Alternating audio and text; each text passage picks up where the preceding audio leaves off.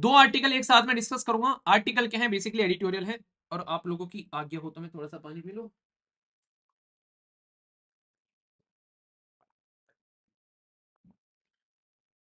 आप लोग भी पी लेना।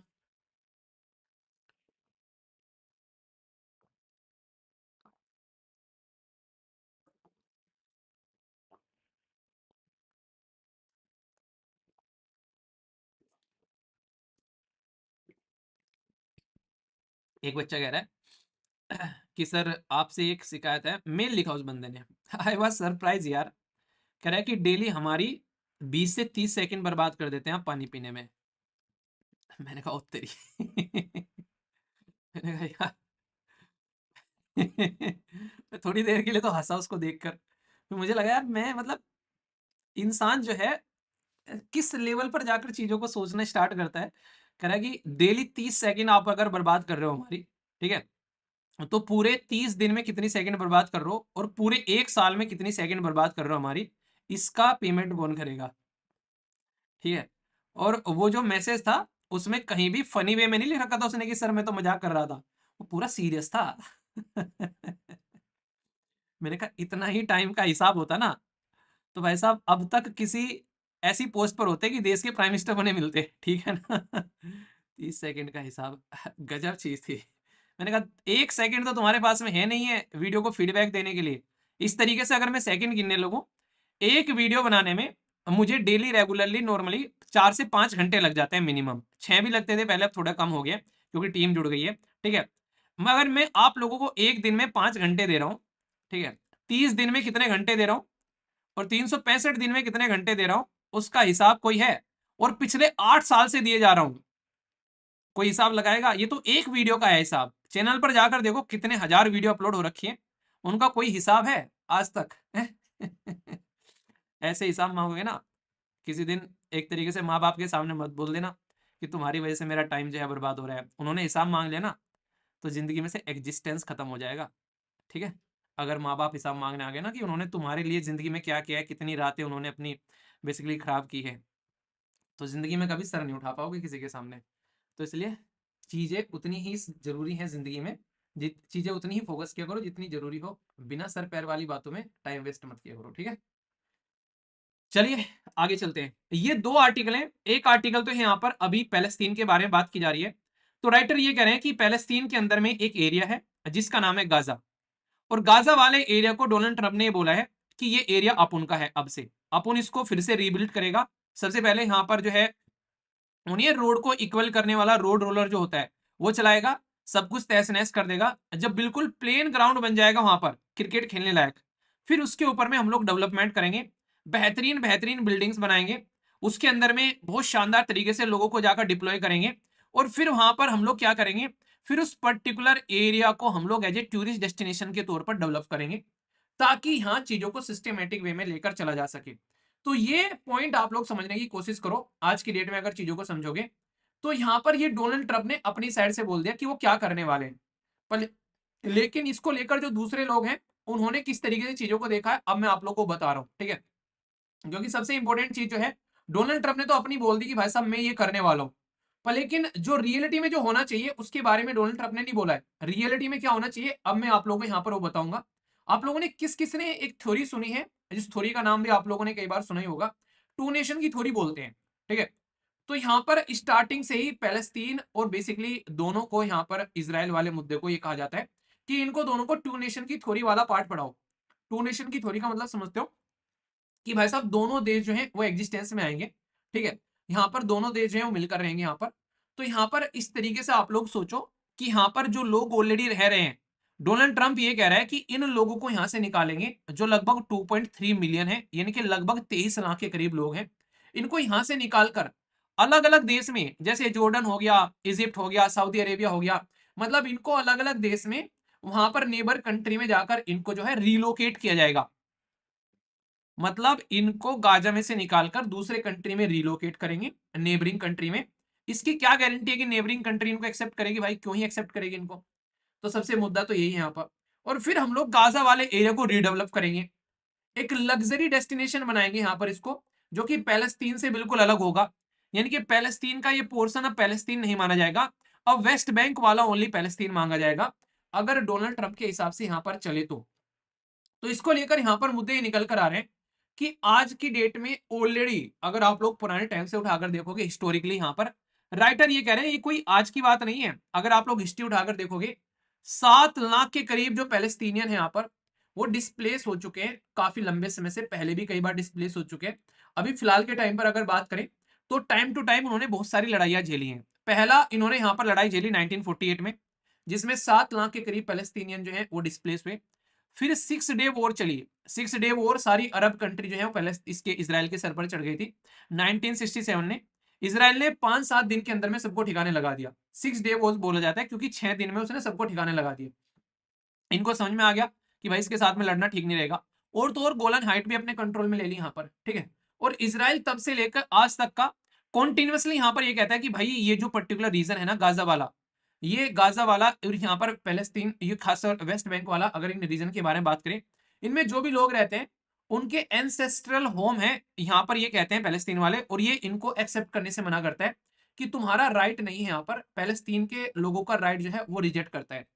तो इसकी वजह से यहाँ पर आज तक अगर आप लोग चीजों को उठाकर देखोगे तो लाखों लोग जो है अपना एरिया छोड़कर इधर उधर जाते हैं, मैक्सिमम इधर उधर रहते हैं, रिफ्यूजी के तौर पर अपनी जिंदगी जो है वो कैसे तैसे बिताते हैं। तो बहुत बुरी समस्या फॉलो करते हुए यहाँ पर नजर आते हैं, क्योंकि ये कोई आज की डेट नहीं है। यहाँ पर 1946 से अगर आज तक की हिस्ट्री आप लोग उठाकर देखोगे तो इस तरीके से पैलेस्तीन नाम का देश हुआ करता था, हरा भरा। फिर यहाँ पर इसराइल जो था उसका भी पोर्शन था यहाँ पर कुछ कुछ इस तरीके से। फिर यहाँ पर ऐसी कंडीशन बन जाती है, एक साल में ही ऐसा सिचुएशन चेंज होती है यहाँ पर, जिसके चलते यहाँ पर ये देश जो है ये डिवाइड हो जाता है। पहले दोनों की सीमा मिला करती थी, ये गाजा स्ट्रिप ऐसे हुआ करता था, आज की डेट में ये गाजा स्ट्रिप ऐसे हो गया है और ये वाला पोर्शन ऐसे हो गया है। तो हर जगह इसराइल का कंट्रोल आप लोगों को यहाँ पर देखने को मिलेगा। अब ये वाला जो पोर्शन बचा हुआ है, इस पोर्शन को डोनाल्ड ट्रंप जो है वो रीडेवलप करना चाहते हैं और इसको अपने कंट्रोल में लेना चाहते हैं। तो इस पोर्शन को अगर तुम अपने कंट्रोल में लोगे तो फिर यहां पर ये समझो कि इस पोर्शन की बात होनी अब बंद हो जाएगी। अब अगर पैलेस्तीन और इजराइल के बारे में कोई बात करेगा तो वो बस ओनली वेस्ट बैंक और इस रीजन के बारे में बात करेगा। तो राइटर जो है इस चीज को लेकर जो है वो कह रहे हैं कि ये गलत तरीका है, ऐसे आप लोगों को यहाँ पर चीजों को लेकर नहीं चलना चाहिए। क्यों?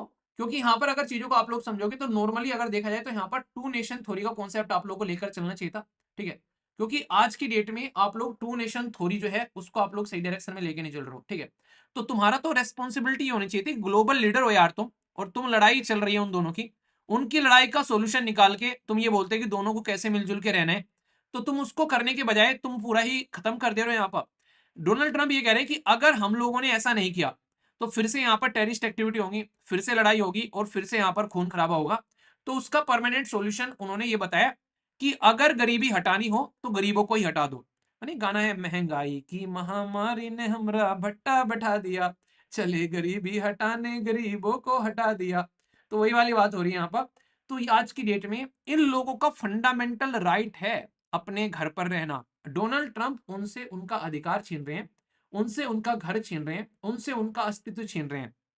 वो नहीं है वो दीपिका पादुकोण और ये क्या नाम है, जो प्रियंका चोपड़ा की मूवी है उसमें रणबीर कपूर है, रणबीर कपूर नहीं रणबीर सिंह। तो उसमें ये मतलब एग्जैक्ट मुझे नाम नहीं याद आ रहा है। तो उसमें दीपिका पादुकोण का एक डायलॉग है कि तुम हमसे हमारी जान मांग लेते तो हम खुशी खुशी दे देते, पर तुमने तो हमसे हमारा गुरूर छीन लिया।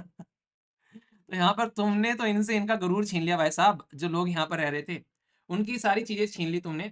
और यहाँ पर उनको कहीं और आप लोग ये out of the box solution लाकर दे रहे हो जिसका कोई सर पैर ही नहीं है यहाँ पर। तो ये सही तरीका नहीं है, इस तरीके के सॉल्यूशन ये बेसिकली एक तरीके से बताने का। तो टू नेशन की थ्योरी के बारे में आप लोग यहाँ पर ध्यान रखना, ये नॉर्मली दी जाती है। इवन इंडिया और पाकिस्तान के टाइम पर भी बोला गया था कि टू नेशन की थ्योरी इंप्लीमेंट करते हैं। उस टाइम पर बोला गया था कि हिंदू जो है वो हिंदुस्तान के लिए होगा, पाकिस्तान जो है मुस्लिम के लिए होगा। पर लेकिन वो भी कहीं यहाँ पर पॉसिबल नहीं हो पाया। जिन्ना साहब की तमन्ना पूरी हो गई एक मुखिया बनने की, पर लेकिन रियलिटी में ग्राउंड लेवल पर उसका कोई पॉजिटिव इंपैक्ट पड़ता हुआ यहाँ पर नजर नहीं आया, ठीक है। तो ये चीजें आप लोग यहाँ पर समझ सकते हैं। तो इसके बारे में मैं अभी आप लोग कुछ बातें और बताऊंगा जिससे कि आप लोग चीजों को अंडरस्टैंड कर सकेंगे। तो ये तो हो गए यहाँ पर इसके बारे में। अभी मैंने कल भी ये लास्ट भी बताया था कि फायदा दुनिया को क्या हो सकता है कि भाई ये जो लड़ाई चल रही है, लड़ाई जो है यहाँ से शांत हो जाएगी और जो हमारा India middle east Europe corridor था वो यहाँ पर सिस्टमेटिकली आगे बढ़ता हुआ नजर आएगा। और इससे भारत का जो कनेक्शन है वो यूरोप के साथ में हो जाएगा, रेल और रोडवेज के थ्रू, तो ये एक पॉजिटिव इंपैक्ट आप लोग यहाँ पर इसका बोल सकते हो, जो कि अप्रिशिएट करने लायक है। ठीक है, तो ये पॉइंट आप लोग यहाँ पर इसका ध्यान रखिएगा। ठीक है, तो ये कई बार मैं आप लोगों को बता चुका हूँ। आईमैक है इसका नाम। ये इंडिया को मिडिल ईस्ट से होते हुए यूरोप के साथ में कनेक्ट करता है, इसलिए नाम भी धर दिया इंडिया। इंडिया से चलो फिर मिडिल ईस्ट पहुंच गए और फिर यूरोप पहुंच गए। तो उसका एक गलियारा बना रहे हैं। कैसे कैसे गलियारा बना रहे हैं? इसमें रेल का इस्तेमाल किया जा रहा है, इसमें वाटरवेज का इस्तेमाल किया जा रहा है, क्योंकि यहां से यहाँ पानी के जहाज में जाएंगे, यहां से फिर यहाँ पर आप लोगों की ट्रेन देखने को मिलेगी, और फिर यहाँ से यहाँ फिर पानी के जहाज के द्वारा। तो इसमें बहुत बड़ा इंफ्रास्ट्रक्चर डेवलपमेंट आप लोग को ग्राउंड लेवल पर देखने को मिलेगा। तो ये चीजें आप लोग यहाँ पर समझ सकते हैं। ठीक है, तो इसके बारे में आप लोग यहाँ पर इसको ध्यान रखना, ये बहुत ही बेसिक सा है। तो ये कॉन्सेप्ट भी आप लोगों से पूछा जा सकता है। बाकी आप लोगों को यहाँ पर एक क्वेश्चन और आप लोगों को मैं अब क्वेश्चन पूछूंगा, वैसे मैंने आप लोगों को पढ़ा भी दिया 2 बार ये। देखता हूँ किस किस को याद है, यहाँ पर मैप दिखाकर पूछता हूँ। यहाँ पर मैंने 2 क्रॉसिंग के नाम बताए थे, एक क्रॉसिंग तो इस साइड में है, उस क्रॉसिंग का नाम बताना है, और एक क्रॉसिंग इस साइड में है, यानी कि इजराइल और पैलेस्तीन के बीच में क्रॉसिंग, और पैलेस्तीन और यहाँ पर ये वाली कंट्री कौन सी है, ये तो पता ही होगा ना, इजिप्ट के बीच में क्रॉसिंग। तो इन दोनों क्रॉसिंग का नाम आप लोग बताइए, इससे पता चलेगा कि हाँ आप लोग को वो मैप बेस्ड लोकेशन भी याद है कि नहीं है। तो ये पॉइंट आप लोग यहाँ पर समझ सकते हैं। तो ये बेसिक है, इंपॉर्टेंट है। अब यहाँ पर एक तो मुद्दा ये हो गया। अब दूसरा मुद्दा क्या है डोनाल्ड ट्रंप के बारे में, अब मैं आप लोगों को वो समझाता हूँ। डोनाल्ड ट्रंप ने जैसे ही मुखिया बने, डोनाल्ड ट्रंप यूएसए के, उन्होंने एक मुद्दा और उठाया बहुत तगड़े वाला। और वो मुद्दा उन्होंने किसके रेस्पेक्ट में उठाया? वो मुद्दा उन्होंने उठाया चाइना के रेस्पेक्ट में। कैसे? कि भाई साहब कोविड-19 के टाइम पर सबसे बड़ी समस्या जो थी वो ये थी कि दुनिया के हजारों लोगों की जान चली गई, हजारों क्या लाखों करोड़ों लोगों की जान चली गई, ओनली एक देश की गलती की वजह से। और उस देश ने कोविड-19 जो बीमारी थी उसके बारे में दुनिया को बताया नहीं। तो इसके चलते ये रेस्पॉन्सिबिलिटी बनती थी कि ये बताए। और पहले किसको बताएगा? ये बताएगा डब्ल्यूएचओ को, वर्ल्ड हेल्थ ऑर्गेनाइजेशन को। तो डब्ल्यूएचओ को ये बताएगा और डब्ल्यूएचओ इस चीज को दुनिया को बताएगा कि भाई साहब ऐसी समस्या है। पर लेकिन प्रॉब्लम क्या हुई यहाँ पर? यूएसए ने बोला कि मेरे देश के जो भी नागरिक मारे गए हैं वो चाइना और डब्ल्यूएचओ की गलती से मारे गए हैं। तो डब्ल्यूएचओ ने अपना काम नहीं किया और चाइना ने तो बदतमीजी जो है वो पूरी की है। तो चाइना को तो मैं डायरेक्टली कुछ कर नहीं सकता इस मुद्दे पर डब्ल्यूएचओ को जरूर जो है मैं एक तरीके से हिला के रख दूंगा। उन्होंने ऐसा ही किया। उन्होंने क्या काम किया? उन्होंने बोला कि मैं जो भी फॉरेन असिस्टेंट देता हूं आज की डेट में डब्ल्यूएचओ को मैक्सिमम फंडिंग जो जाती है वो यूनाइटेड स्टेट ऑफ अमेरिका से जाती है। मैं वो सारी की सारी फंडिंग जो है वो बैन कर रहा हूं डब्ल्यूएचओ के लिए। ये काम इसने इंसान ने, जब ये 2016 से लेके 2020 तक जब ये यूनाइटेड स्टेट ऑफ अमेरिका के प्रेसिडेंट बने थे, ये इन्होंने उसी टाइम पर ऑर्डर दे दिया था। वो तो नहीं किस्मत ठीक थी डब्ल्यूएचओ की कि भाई साहब ये इंसान हट गया था कुर्सी से, पर लेकिन फिर से ये कुर्सी पर आकर बैठ गए। तो आते ही इन्होंने जो रही सही कसर है वो पूरी कर दी यहाँ पर। ठीक है, तो ये चीजें आप लोग यहाँ पर समझ सकते हो। तो इसके चलते मुद्दा यहाँ पर ये कि भाई साहब अगर यहाँ पर डब्ल्यूएचओ को पैसा नहीं मिलता है तो क्या डब्ल्यूएचओ जो इतने प्रोग्राम चलाता है वो ठीक से चला पाएगा यहाँ पर? क्योंकि काफी लार्ज स्केल पर जो यूएसए का एड रहता है वो यहाँ पर प्रोवाइड कराया जाता है। तो एक तो डब्ल्यूएचओ को लेकर बात की जा रही है, तो ये तो एक इंडिविजुअल ऐसा नहीं आर्टिकल डब्ल्यूएचओ के बारे में है। तो डब्ल्यूएचओ के ऊपर तो इसका प्रॉब्लम, इसका मुद्दा पड़ेगा ही पड़ेगा। अभी डोनाल्ड ट्रंप के साथ में एक और सरफिरा इंसान आ गया जिसका नाम है इलोन मस्क।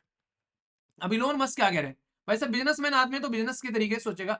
इलोन मस्क ये कह रहा है कि हम लोग बहुत सारा पैसा जो है वो दुनिया में बांटते हैं, जिसको हम लोग यूएस एड बोलते हैं, मतलब हमारे द्वारा प्रोवाइड कराई गई सपोर्ट दुनिया भर में बांटते हैं। यहाँ पर जहां जहां एक तरीके से इनको अपना दबदबा बनाना होता है तो हाँ वहां ये बांधते हैं। और ये ऐसा नहीं कि हवा हवा में बांटते हैं, इसके लिए बाकायदा कानून है इनके देश में। 1961 में ये कानून लेकर आए थे जिसमें इन्होंने फॉरेन असिस्टेंट एक्ट का नाम दिया था कि हम लोग यहाँ पर दूसरे देशों में डेवलपमेंट के लिए और ह्यूमैनिटेरियन यानी कि एक तरीके से मानवता को मेंटेन रखने के लिए कहीं कोई दिक्कत आ गई तो सपोर्ट प्रोवाइड कराने के लिए प्रोवाइड कराएंगे। ये समझिए कि 2024 में भी यूएसए ने यहाँ पर टोटल मिलाकर 44.2 बिलियन ये पैसे दुनिया में बांटे हैं, जो कि टोटल बजट का 0.4% है इनके, जो यहाँ पर इनके द्वारा दुनिया में बांटा गया है 44 बिलियन। जब पाकिस्तान और जब श्रीलंका जब रो रहे थे ना, उनका इकोनॉमी डाउन हो रही थी, भाई साहब वो कह रहे थे कोई हमें 1-2 बिलियन दे दे तो हमारी चीजें संभल जाएं। समझ के देखो, पाकिस्तान भी कटोरा लेके घूम रहा था कि मुझे कोई दे दे 2-4 बिलियन तो मेरी जिंदगी संभल जाए। यहाँ पर 44 बिलियन ये इंसान बांट देता है यूएस से दुनिया में। तो आप लोग यहां पर समझ सकते हैं, जिसमें से जो यूएसए बांटता है 44 बिलियन, इसमें से भाई साहब टोटल मिलाकर 42% जो है वो ग्लोबल ह्यूमैनिटेरियन जो असिस्टेंट के तौर पर जाता है। कहीं बाढ़ आ गई, कोई दिक्कत हो गई, दुनियादारी चलती रहती है, जो कि यूनाइटेड नेशन के द्वारा सपोर्ट किया जाता है यहाँ पर। तो यानी कि इतना पैसा जो है ये यहाँ पर जाता है। इसमें से आप लोगों को कई सारा पैसा जो है वो हेल्थ के लिए और इम्यूनाइजेशन के लिए, यानी कि बीमारी से लड़ने के लिए, इसी के साथ में गाजा वाले एरिया में भी असिस्टेंस प्रोवाइड कराने के लिए जाता है। साथ ही साथ में अलग अलग देश में ये एजुकेशन को लेकर सपोर्ट प्रोवाइड कराते हैं। तो ये चीजें आप लोग यहाँ पर समझ सकते हैं। क्या हमारे देश पर इसका इंपैक्ट पड़ेगा? अब अपने देश के बारे में बात कर लेते हैं। भारत के अंदर भी इसका काफी बड़ा सपोर्ट आप लोगों को देखने को मिलता है, और ये आज से नहीं है, 1960s से है। हमारे देश के अंदर में एजुकेशन और इम्यूनाइजेशन को लेकर इनके द्वारा पैसा प्रोवाइड कराया जाता है। हमारे देश के अंदर में एचआईवी और टीबी से रिलेटेड जो बीमारी है उसमें ये प्रोवाइड कराते हैं। हेल्थ जो खासकर चाइल्ड हेल्थ प्रोग्राम चलाए जाते हैं उसमें यूएसए के द्वारा सपोर्ट प्रोवाइड कराई जाती है। यानी कि इंडिया डायरेक्टली, अगर लेटेस्ट ईयर की भी अगर आप लोग बात करते हैं 2024 में, अभी तो लेटेस्ट 2024 ही चल रहा है ना, क्या बात कर रहा हूँ, न्यू ईयर सेलिब्रेट तो कर लिया। मैं गवर्नमेंट के फाइनेंशियल ईयर की बात कर रहा हूँ, जो कि अभी स्टार्ट हुआ नहीं है। 1 अप्रैल से स्टार्ट होगा। अभी आप लोग फरवरी में बैठे हुए हैं, तो फरवरी मार्च 2 महीने पूरे बचे पड़े हैं। तो याद रखना, यहां पर अब तक हमारे देश के अंदर में $150 मिलियन ऑलरेडी हमको ये प्रोवाइड करा चुके हैं। तो यहां से आप लोग समझ सकते हैं, जहां जहां पर वॉर रहती है, खासकर अगर बात करूं मैं आप लोगों से, जैसे गाजा के अंदर में, ठीक है, यमन के अंदर में जब यहाँ पर सऊदी अरेबिया ने अटैक किया था, सब सहारन अफ्रीका यानी कि इस रीजन के अंदर में ये काफी लार्ज स्केल पर पहले भी पैसा प्रोवाइड करा चुके हैं। तो इससे आप लोग अंदाजा लगाइए कि अगर ये दुनिया में पैसा देना बंद कर देंगे तो इससे बहुत ही बड़ा एक वैक्यूम क्रिएट होगा। अब राइटर उसी चीज को समझाने की कोशिश कर रहे हैं कि भाई एक साइड में तो तुम चाइना को और जो है रसिया को डील करना चाह रहे हैं, ठीक है, तो तुम्हारा काम जो है वो वही होगा, जैसे मन्नू शर्मा मूवी वाला डायलॉग है कि कह रहा है कि उसने डॉक्टर ने छोड़ा तो हमने लपक लिया, और हम छोड़े तो तुम लपक लेना, हम है कंधा। तो जब तुम छोड़ोगे इसको यहां पर डब्ल्यूएचओ को या फिर वैक्यूम छोड़ोगे, तो तुरंत चाइना लपक लेगा उसको, रसिया लपक लेगा उसको, और चाइना और रसिया अगर उसको लपकेगा तो भाई फिर ये अपने हिसाब से दुनिया को रूल करेंगे। तो वैसे तो तुम चाह रहे हो कि दुनिया तुम्हारे हिसाब से चले, तुमने वैक्यूम छोड़ा ईरान के लिए, ईरान को चाइना ने लपक लिया भाई साहब, आज के डेट में संघाई कॉर्पोरेशन ऑर्गेनाइजेशन में जाकर मिला लिया। यहाँ पर समझो आप लोग, यहाँ पर यानी कि जिस देश के साथ में तुम बदतमीजी काट रहे हो उसी को ये लपक ले रहे हैं। तुमने अफगानिस्तान को छोड़ा, उसको चाइना ने लपक लिया, ठीक है। तो यहाँ पर सोचो अभी यहाँ पर, तो जिस जिस देश के साथ में तुम एक तरीके से वैक्यूम छोड़ रहे हो तुम यहाँ पर, तो तुरंत चाइना अपनी एंट्री वहां पर मार रहा है, और चाइना तुमसे डर नहीं रहा है, आंखों से आंखें मिलाकर तुमसे बातें कर रहा है आज की डेट में। तो इसलिए अगर तुम कहीं भी वैक्यूम छोड़ोगे तो भाई साहब तुरंत चाइना और रसिया उसको फिल करेंगे, और चाहे वो डब्ल्यूएचओ की बात हो, चाहे वो ह्यूमैनिटेरियन एड प्रोवाइड कराने की बात हो, तो तुम्हारी जो समझदारी है उसी में तुम एक तरीके से परेशान होकर बैठोगे, बाद में फ्रस्ट्रेट होकर बैठोगे। तो इसलिए ये वैक्यूम छोड़ना तुम्हारे लिए सही नहीं है, ये राइटर समझाने की कोशिश कर रहे हैं। क्योंकि लॉन्ग टर्म में तुम चाह रहे हो कि डॉलर इस्तेमाल करते रहे। भाई साहब चाइना की करेंसी जो है तुमने सर पर लाकर रख ली, एक टाइम पर चाइना का कोई अस्तित्व नहीं था, ठीक है। आज के में चाइना की करेंसी जो है वो एक हार्ड करेंसी कैटेगरी में आती है, जस्ट तुम्हारी हरकतों की वजह से। तुम दुनिया भर में सैंक्शन लगाते घूमते हो भाई साहब। तो ये जो सैंक्शन सैंक्शन तुम खेलते हो ना, इसकी वजह से तुम दुनिया में कहीं ना कहीं वैक्यूम क्रिएट कर रहे हो, और उस वैक्यूम को वो देश भरेंगे जिनको तुम संभाल नहीं पाओगे। फिर तुम डब्ल्यूएचओ से बाहर निकल रहे हो, तुम पेरिस क्लाइमेट एग्रीमेंट से बाहर निकल रहे हो, ठीक है। तो कर लो भाई साहब जो तुमको करना है, फिर मत बोलना कि बताया नहीं था। तो राइटर जो है वो डोनाल्ड ट्रंप को बताना चाह रहे हैं, पर डोनाल्ड ट्रंप तक ये आर्टिकल पहुंचेगा कि नहीं पहुंचेगा भाई साहब वो अलग बात है, ठीक है। तो ये दोनों के दोनों आर्टिकल मैंने आप लोगों को समझा दिए, ठीक है।